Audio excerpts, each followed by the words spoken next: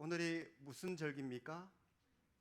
예, 발음 잘 하셔야 됩니다. 맥추 감사주일입니다. 맥추. 맥추절은 구약 시대 이스라엘 백성들이 지키던 이 절기 중에 하나입니다. 그들이 지키던 3대 절기가 있습니다. 구약 시대에 혹시 뭔지 아십니까? 세 가지의 절기가 있는데, 물론 구체적으로 얘기를 하면 7개의 7대 절기가 있는데, 정말로 온 힘을 다해서 드리는 그 절기는 3개가 있어요. 뭐냐면 유월절이 있고요, 그리고 맥추절, 그리고 수장절이 있습니다. 이 수장절은 추수감사절이라고 보시면 됩니다. 먼저 유월절은 출애굽의 해방을 기념하는 절기로 구원의 은혜에 감사하는 날이죠. 우리나라로 치르면은 8.15 광복절과 같은 그런 날이라고 보시면 됩니다. 그리고 맥추절과 수장절은 곡식 추수에 대해서 하나님께 감사하는 그런 절기입니다. 유대인들은 이모작을 했기 때문에 1년 중에 상반기 추수를 하고 나서 맥추절을 지켰고요. 그리고 하반기 추수를 하고 나서 추수감사절, 이 수장절을 하나님께 지켰습니다. 자, 맥추절에 대해서 좀 구체적으로 살펴볼 텐데, 맥추절의 이름이 여러 가지 이름들이 있어요. 보리나 밀을 추수하고 지켰던 절기로 제일 먼저 1년의 농사 중에 제일 먼저 거둔 열매로 하나님께 감사 예물을 바친다라고 하는 그런 뜻에서 초실절이라고 부르기도 했고요. 또 유월절을 지나고 안식일을 7번을 지나고 난 후에 돌아온다는 그런 뜻에서 칠칠절이라고 부르기도 했고요.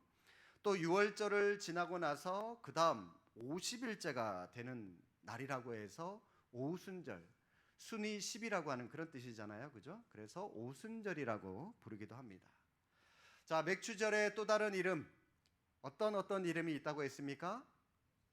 초실절, 그 다음 칠칠절, 그 다음 오순절. 같은 이 맥추절의 또 다른 이름, 같은 이름이다라고 말씀을 드렸습니다. 자, 이런 절기들이 신약 시대를 지나서 교회 시대에 와서 대표적인 5대 절기로 계승이 되었습니다. 구약 시대의 유월절이 빠지게 돼요. 오늘날 교회 시대는 빠집니다.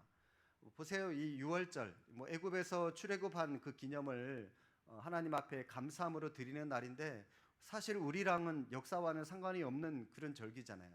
그래서 유월절이 빠지고요. 그 대신 3가지가 들어갔는데, 예수님과 성령님과 관련된 절기가 3가지가 들어가게 됩니다. 자, 유월절 대신에 3가지 뭐가 들어갔냐? 예수님 그러면 뭐가 생각나죠? 성탄절이 제일 먼저. 예수님이 제 때문에 오셨잖아요. 성탄절이 제일 먼저 생각이 나고요. 그 다음 십자가 돌아가시고 나서 그 다음 뭐 하셨죠? 부활절이 나고요. 그 다음 부활하시고 나서 그것을, 성탄절과 부활절을 우리에게 알게 해주실 성령님, 그래서 성령 강림절, 이 3가지가 들어가게 되고요. 나머지 맥추절과 추수감사절은 그대로 있어서 이 5가지가 오늘날 우리가 지키고 있는 그런 전통적인 절기가 되었습니다. 성탄절, 부활절, 성령 강림절은 구원의 은혜에 대해서 감사하는 그런 절기고요. 맥추절과 추수감사절은 추수의 은혜에 감사하는 그런 절기입니다. 물론 오늘날 우리는 하나님 앞에 이 땅을 살아가면서 많은 사람들 직접 농사를 짓지는 않습니다. 그러나 하나님은 농사 외에 우리에게 여러 가지 방식으로, 여러 가지 모양으로 하나님께서는 이 모양 저 모양으로 은혜를 베풀어 주십니다. 우리는 그 하나님의 은혜를 얻고 입고 우리는 오늘도 살아가고 있는 것이죠. 그런데 우리는 우리 안에 있는 죄성으로 인해서 감사하며 살아가는 게 굉장히 어렵습니다. 쉽지 않아요. 하나님의 은혜를 너무나도 쉽게 잊어버립니다. 왜 그럴까요? 남들과 비교하니까. 나보다 더 잘 나가고, 나보다도 더 사회적으로 더 많이 누리고 그렇게 잘 나가는 사람과 자꾸 나를 비교하기 때문에 우리는 하나님께서 우리에게 많은 것을 베풀어 주셨음에도 불구하고 우리는 그 하나님의 은혜를 누리지 못하고 자꾸 비교하면서 자꾸 자신을 비하하고 하나님께 감사하지 못하며 살아가고 있다는 거죠. 하나님의 은혜를 또 우리는 쉽게 잊어버립니다. 왜냐하면 마치 지금까지 우리가 이렇게 살아가고 있는 것이 이 모든 것들이 자기의 힘으로, 자기의 능력으로, 자기가 일을 잘해서 그렇게 우리는 우리 힘으로 이 땅을 살아가는 줄로 착각하고 있습니다.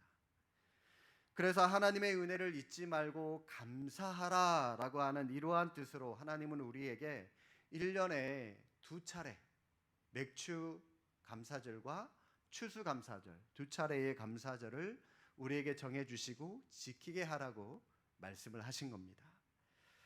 여러분, 신앙생활하면서 우리가 감사하며 신앙생활하는 거 굉장히 중요합니다. 감사가 없으면 진정한 신앙인이라고 볼 수가 없습니다.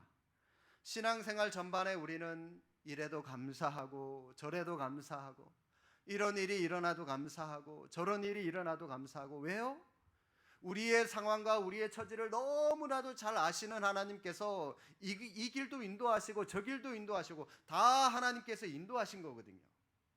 그렇기 때문에 이래도 감사하고 저래도 감사한 겁니다. 이러한 감사가 넘치는 삶을 우리는 살아가야 되는 거죠.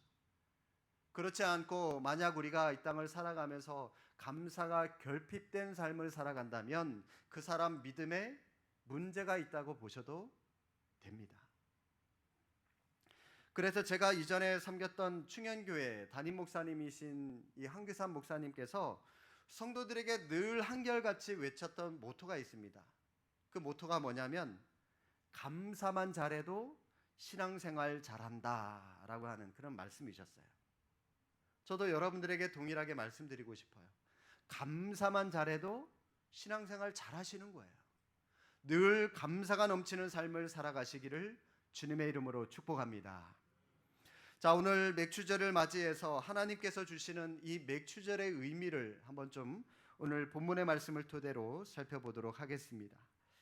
오늘 본문의 배경을 보시면 지금 이스라엘 백성들이 출애굽을 해서 요단 동편에 지금 집결해 있습니다. 하나님께서 약속하신 가나안 땅 점령을 목전에 두고 있습니다. 들어가기 직전이에요. 바로 그때 모세가 이스라엘 백성들을 모아두고 가나안 땅에 들어가서 지켜야 할 맥추절의 규례에 대해서 지금 설명하고 있는 내용이 오늘 본문의 내용입니다.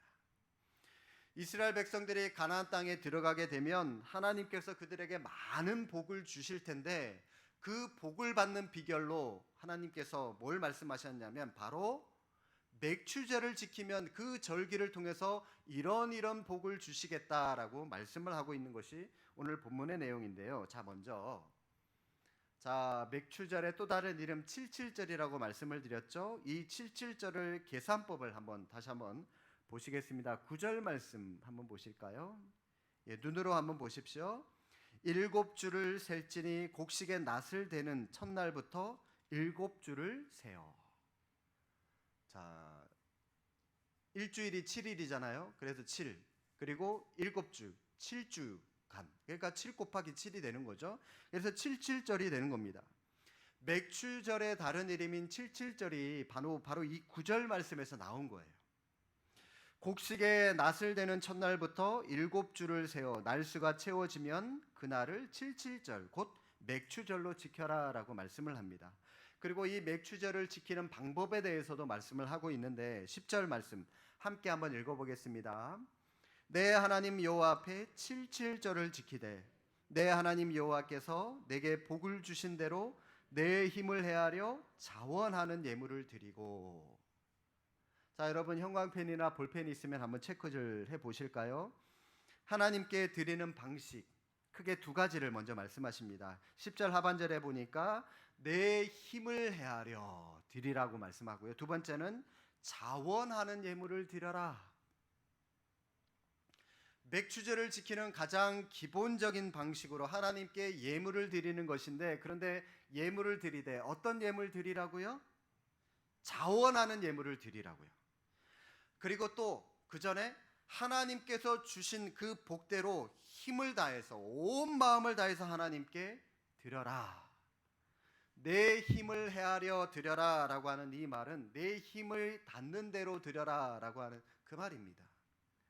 너의 능력의 범위 내에서 최대한으로 온 힘을 다해서 온 마음을 다해서 하나님께 드릴 것을 말씀하고 있는 것입니다. 이게 맥주절에 하나님께 드리는 방법이에요. 먼저 하나님이 풍성한 추수의 이 축복을 주신 것에 대한 합당한 보답을 하라는 거예요. 너의 온 마음을 다해서. 하나님께서 넉넉히 베풀어 주셨는데도 불구하고 그냥 사람이 자기 것만 먼저 계산해서 하나님께 충분한 보상을 드리지 않는다면 그건 하나님께 합당치 않다는 거예요.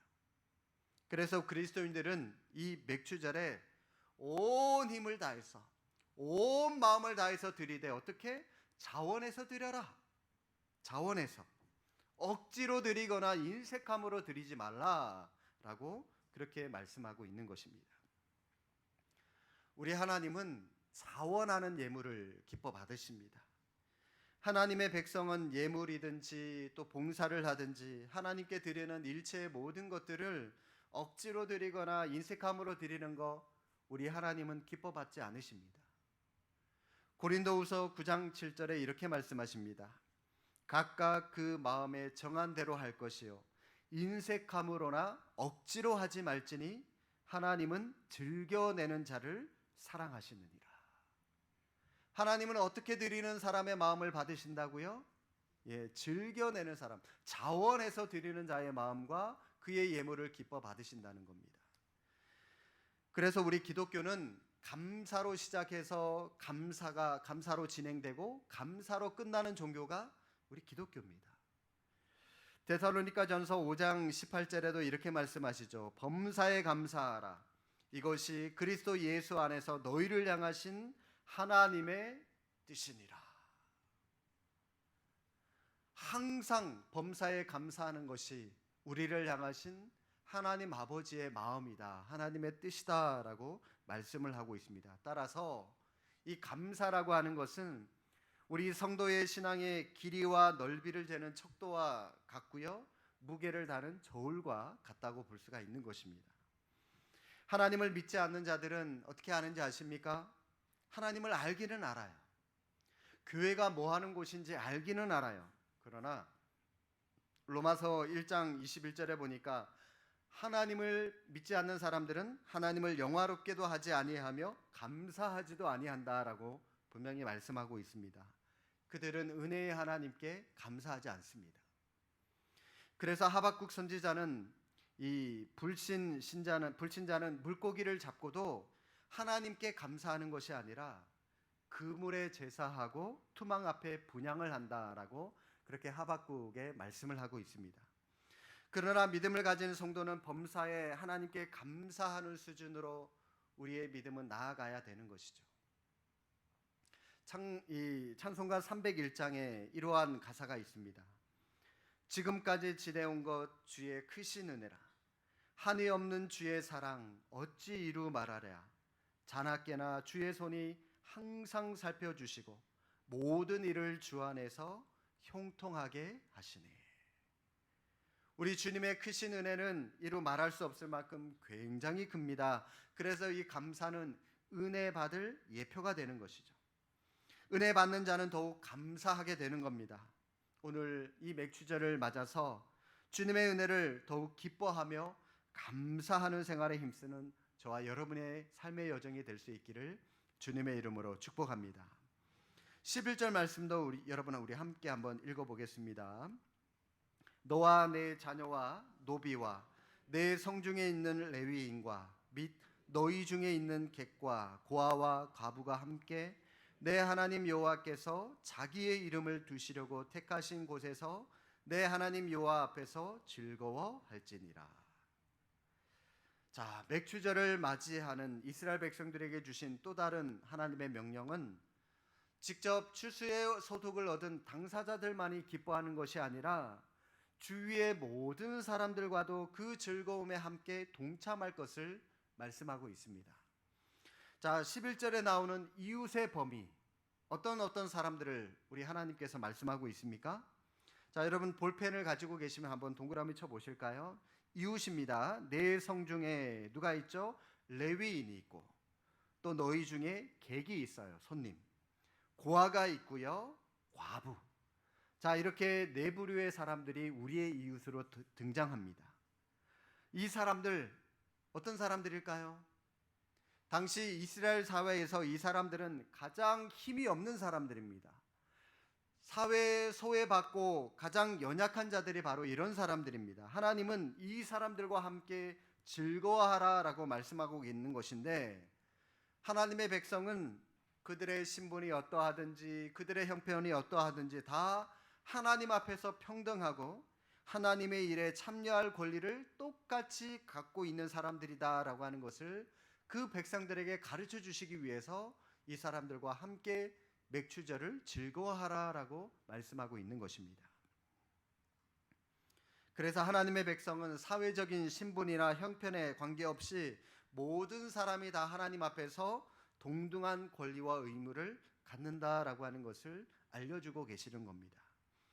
그러므로 여러분, 이 시대의 추약이라고 할 수 있는 이 교회는 무슨 일이든지 약한 자들을 소외시켜서는 안 됩니다. 우리가 염두에 두어야 할 것은 교회는 그리스도를 머리로 하고 온 성도가 연합해서 한 몸을 이루고 있는 유기적인 공동체라고 하는 것, 그게 바로 교회예요. 주님께서 교회의 정의를 어떻게 내려주셨습니까? 여러분, 오늘 본문 말씀을 책갈피로 좀 끼워 두시고요. 에베소서 1장 말씀 한번 찾아가 보시겠습니다. 에베소서 신약 310쪽에 있습니다. 310쪽에 에베소서 1장 22절과 23절 말씀, 22절과 23절 여러분 찾으셨으면 우리 함께 한번 읽어보겠습니다. 또 만물을 그의 발 아래 복종하게 하시고 그를 만물 위에 교회의 머리로 삼으셨느니라. 교회는 그의 몸이니 만물 안에서 만물을 충만하게 하시는 이의 충만함이니라. 자, 여러분 23절 보십시오. 교회가 누구의 몸이다라고요? 주님의 몸, 예수님의 몸이다라고 말씀합니다. 한마디로 교회는 주님의 몸이기 때문에 주님과 동급이라는 겁니다. 우리 예수님은 우리 눈에 안 보여요. 영이시기 때문에 지금 승천하셔서 하나님의 보좌 우편에 앉아 계셔서 더 이상 우리 눈에는 보이지 않습니다. 그러나 그 대신 주님을 직접 우리에게 보여주셨는데 그게 뭐라고요? 교회예요, 교회. 교회가 바로 예수님의 몸이기 때문에 우리는 교회를 통해서 예수님을 발견하고 교회를 통해서 예수님과 함께 살아가는 겁니다. 한 사람이 있어요. 그 사람의 머리가 예수님이시고 그 사람의 몸과 팔과 다리가 교회입니다. 교회는 건물이 아닙니다. 저와 여러분은 성도예요. 성도가 교회입니다. 저와 여러분이 그 사람의 몸의 몸, 팔, 다리예요. 그런데 그 사람의 이름이 뭐라고요? 교회라는 겁니다. 교회. 그런데 여러분, 여기서 예수님과 성도의 관계를 사람의 머리와 몸으로 비유하고 있습니다. 왜 이렇게 비유하셨을까요? 많은 비유들이 있을 텐데 왜 머리와 몸으로 비유했을까요? 바로 절대로 분리될 수 없다는 것을 강조하기 위해서입니다. 사람의 머리와 몸이 분리되면 여러분 이게 끊어지면 살 수 있나요? 죽어요. 못 살아요. 죽습니다. 따라서 우리는 절대로 우리의 머리 되신 주님과 떨어져서 절대로 분리돼서 살 수 없는 존재들이라고 하는 것, 이것을 강조하기 위해서 예수님과 우리의 관계를 머리와 몸의 비유로 말씀하고 있는 겁니다. 성도 여러분, 만약 여러분의 손이나 발이 병이 들어서 이 쓸모가 없다면 어떻게 하시겠어요? 쓸모 없으니까 그냥 잘라 버리실래요? 쓸모 없으니까 이 팔 병이 들어서 제대로 사용이 안 되니까 오히려 더 거치장스러우니까 이거 그냥 잘라 버리실래요? 아닙니다. 그럴 수 없습니다.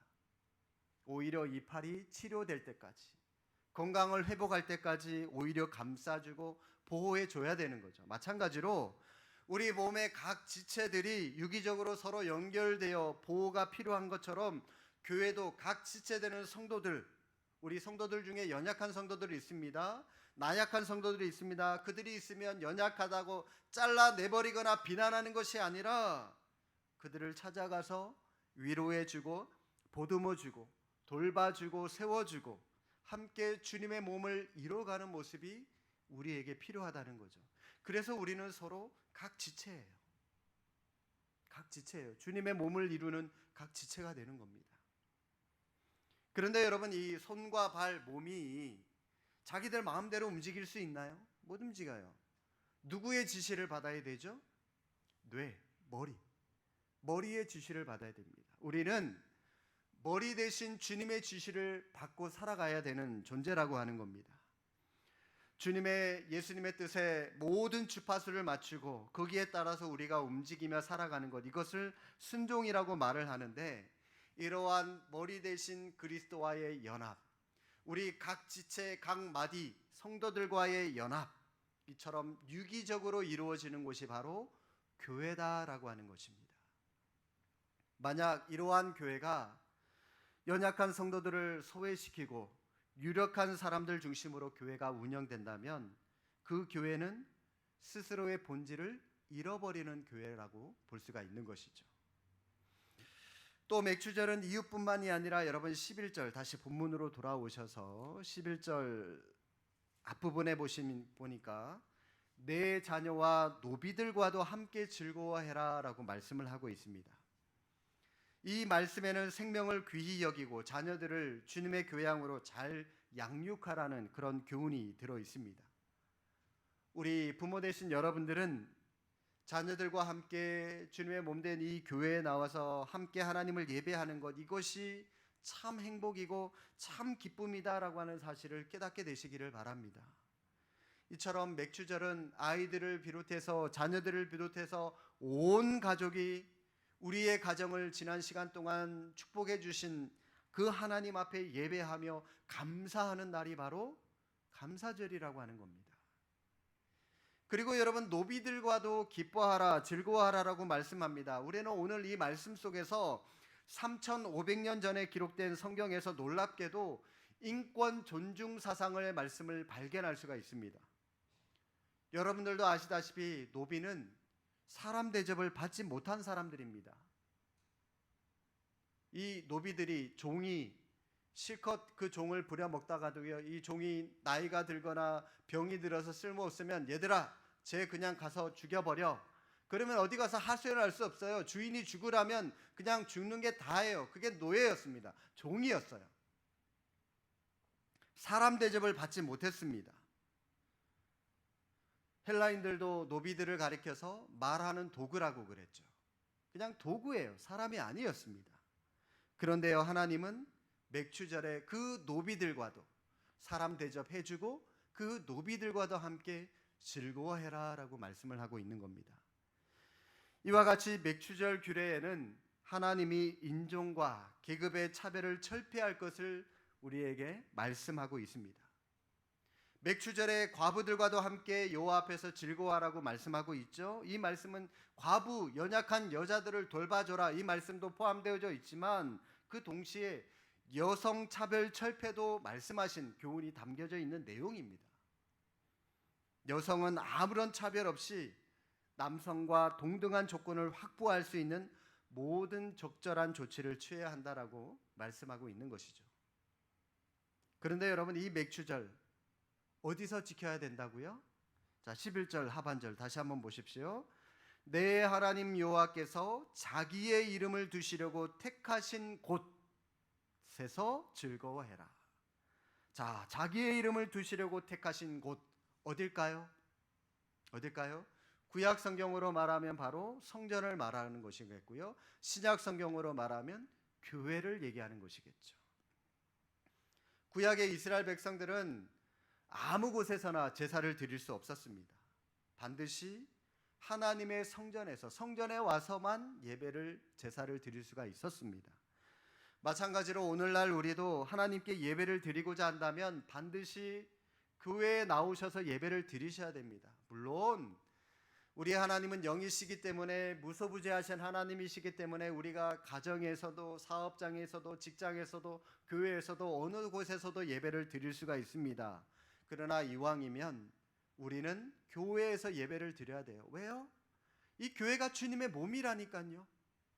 이 교회가 하나님께서 하나님의 이름을 두시려고 택하신 곳이기 때문에 우리는 이왕이면 교회에 와서 하나님께 예배를 드려야 하는 겁니다.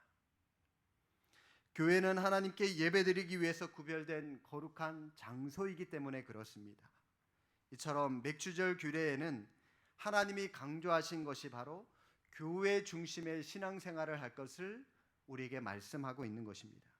그래서 하나님을 사랑하는 성도들은 한결같이 이 은혜의 생활을 즐거워합니다. 시편 84편 10절의 말씀에 보면 고라 자손이 이렇게 고백한 내용이 있습니다. 주의 궁정에서의 한 날이 다른 곳에서의 첫날보다 나은즉 악인의 장막에 사는 것보다 내 하나님의 성전 문지기로 있는 것이 좋사오니. 하나님의 성전 문지기로 있는 것이 좋다라고 하는 말은 교회 중심으로 신앙생활을 하고 있는 것이 너무나도 좋고 행복합니다. 지금 그 말이에요. 따라서 우리는 세상을 살아가는 동안에 항상 교회 중심, 하나님 중심, 말씀 중심으로 우리는 신앙생활을 하면서 살아가야 하는 겁니다. 특별히 이 맥주절은 하나님께서 자기 이름을 두시려고 택하신 곳, 어디라고요? 교회에서 우리는 하나님을 예배하며 하나님으로 인하여 즐거워하는 것이 우리에게 필요하다라고 하는 것입니다. 12절 말씀 우리 함께 한번 읽어보겠습니다. 너는 애굽에서 종되었던 것을 기억하고 이 규례를 지켜 행할지니라.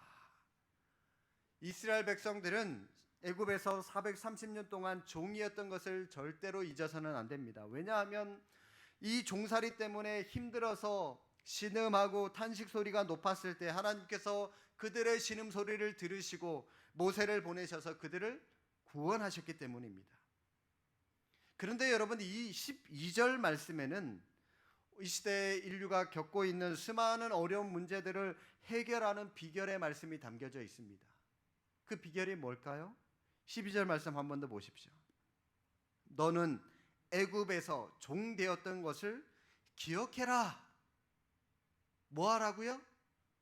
과거를 잊어버리지 말고 과거를 기억해라, 그 말입니다.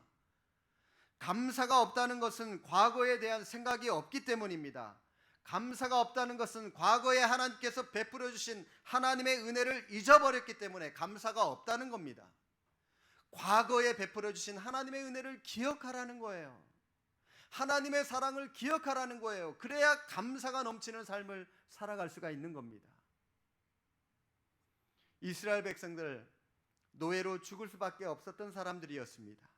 자유를 누리지 못한 사람들이었어요. 그 종이, 그 노예들이 무슨 소망이 있으며 무슨 희망이 있을 수가 있겠습니까? 그런데 하나님이 모세를 세우셔서 애굽의 노예 생활로부터 그들을, 그 민족을 해방시켜 주셨습니다. 전적으로 하나님의 은혜라고 하는 거죠. 그리고 가나안 땅에 들어와서 농사에서 첫 수확까지 거두었으니 여러분이 얼마나 하나님께 감사한 일입니까? 하나님의 은혜를 기억하며 감사하는 삶을 살아갈 때에 그 사람의 삶은 더욱더 풍요로운 삶을 살아갈 수가 있는 것입니다. 그렇기 때문에 감사가 없는 가정은 메마른 가정이에요. 풍요롭지 못한 사회가 되는 겁니다. 감사가 있어야 풍요로워집니다. 감사는 풍요로운 삶의 재료가 되는 거예요. 하나님은 이 감사제를 통해서 반복해서 감사를 잃지 않도록 우리에게 감사하며 살아갈 것을 말씀하고 있습니다. 일본의 오사카 병원의 내과 의사로 근무하던 이 이무라 가즈오라고 하는 사람이 있는데, 이 사람은 기독교 신앙인이었습니다. 그런데 어느 날 섬유육종 암으로 오른쪽 다리를 절단하게 되었습니다. 한쪽 다리를 절단한 후에도 의사의 사명을 다하다가 결국 이 암이 폐까지 전이가 되어서 31살의 나이로 일찍 세상을 떠났는데, 자신의 죽음을 바라보면서 기록한 글들이 이 종이학이라고 하는 책으로 출판이 되어서 일본 열도에 큰 감동을 준 적이 있습니다. 그의 책에 나오는 소중한 것은 눈에 보이지 않는가 보다라고 하는 글이 있는데 그의 글을 조금만 인용을 좀 해보겠습니다. 한번 잘 들어보시기 바랍니다. 이렇게 아름답고 귀한 것에 사람들은 왜 감사할 줄 모를까? 아버지가 계시고 어머니가 계시다는 것이, 형제가 있고 친구들이 있다는 것이, 손이 둘이고 다리가 둘이고 손을 뻗어 무엇을 잡을 수 있고 가고 싶은 곳을 마음대로 갈 수 있다는 것, 이것보다 더 멋지고 감사한 일이 있을 수 있을까? 그런데 아름답고 귀한 것이 아무도 감사할 줄 모르고 그거야 당연한 것이라고 말한다. 하루 세끼 밥을 먹고 잠이 오면 잠을 자고 다음날 아침을 맞는다는 것, 웃고 울고 노래하고 소리치고 뛰어다닌다는 것, 산에 오르고 바닷가를 거닌다는 것, 온갖 자연의 멋지고 아름다운 것에 아무도 감사할 줄 모르고 살아가는 것, 여러분 너무나 희한한 일이 아닌가? 그 모든 것이 얼마나 눈물나게 소중한 것인지, 그 모든 것이 얼마나 아름답고 신나는 것인지, 그 모든 것이 얼마나 감사한 것인지 아무도 모른다. 그걸 아는 사람은 마침내 그 모든 것을 잃어버려 본 사람만 알 수 있다. 동감이 가시나요? 돌아보면 하나님의 은혜로 되어진 일들이 우리에게 얼마나 많이 있습니까? 감사해야 할 일을 오히려 당연한 것이라고 느끼면서 살아가고 있지는 않습니까? 주어진 것들을 기억하며 감사할 수 있기를 바랍니다. 여러분, 우리에게 허락하신 것 당연한 거 아니에요. 하나님의 은혜입니다. 여러분, 우리가 예배하는 것, 주일이 되면은 어김없이 교회 찾아오는 것 당연하다고 생각했었는데 그렇지 않다는 거, 우리가 코로나 기간을 통해서 우리가 얼마나 많이 깨닫고, 주일날 예배 드리는 것, 이것도 하나님께 감사하는 일이구나, 우리가 처절하게 깨닫지 않았습니까? 여러분이 이 자리에 앉아 계신 것, 여러분 이거 다 하나님의 은혜라는 겁니다. 오고 싶어도요, 건강이 없어서 오지 못하는 분, 우리 교회 성도들 가운데 얼마나 많이 계십니까? 못 걸어서 못 오세요. 아프셔서 누워 계셔서 못 오세요. 병이 있어서 못 오세요. 여러분 이 자리에 앉아 계신 것, 건강 하나님이 주셔서 오신 것, 하나님의 은혜 때문이지 않습니까? 여러분, 이 모든 것들이 다 은혜라는 거죠. 오늘은 맥주감사주일입니다. 그동안 베풀어 주신 하나님의 은혜를 돌아보시면서 몸과 마음을 다하여 우리 하나님께 감사할 수 있기를 바랍니다. 하나님은 오늘 말씀을 통해서 우리에게 세 가지의 말씀을 주셨습니다. 너희는 자원하는 예물을 힘껏 드리며 감사 생활을 해라. 두 번째, 너희는 소외된 이웃을 찾아서 함께, 또 온 가족과 함께 교회로 모여서 하나님 앞에 예배하며 즐거워해라. 마지막 세 번째, 구원하신 주님께 감사해라. 오늘 우리는 도시에 살아가고 있기 때문에 감사절기에 대한 감각이 이전만큼은 별로 없어진 것 같아요. 풍년이 들고 탐스러운 곡식 직접 눈으로 보고 열매가 맺는 것 보면 그만큼 감사가 넘칠 것 같은데, 그 열매들이 보이지 않으니까, 사시사철 마트에 가면 그 열매들이 있으니까 그저 감사할 줄 몰라요. 그 열매들이 맺히는 거에 대한, 그냥 돈 주고 사면 되니까. 그러나 우리는 농부의 마음으로 한 해의 이 전반기의 이 결산의 모습을 한번 생각해 보시기를 바랍니다. 일용할 양식을 주신 하나님께 감사하시고, 그 양식을 먹을 수 있는 건강 주신 것 감사하시고, 제가 지난주에 이 레진 치료를 했는데, 치료한 그날 하루 종일 음식을 못 먹었어요. 눈앞에 먹을 게 있는데 못 먹어요. 이가 너무나도 아파가지고 못 먹었는데, 이게 참 이 씹을 수 있는 이 튼튼하게 해주신 것도 참 감사하구나. 제가 그날 또 하루 또 엄청 그 감사를 느끼면서 살았었는데, 먹을 수 있는 건강 주신 것 감사하고, 천국의 소망, 영생의 소망 주신 하나님께 감사하시고, 또 우리에게 감사한 마음과 감사할 줄 아는 믿음 주신 것 또한 감사하셔야 하는 겁니다. 그렇게 우리가 하나님께 진심으로 감사드릴 때에 우리를 향하신 하나님의 은혜가 더욱더 풍성하게 우리 삶 속에서 넘쳐나게 될 줄로 믿습니다. 이 은혜가 충만한 믿음의 삶을 살아가는 저와 여러분의 삶의 여정이 되시기를 주님의 이름으로 축복합니다. 아멘. 기도하겠습니다.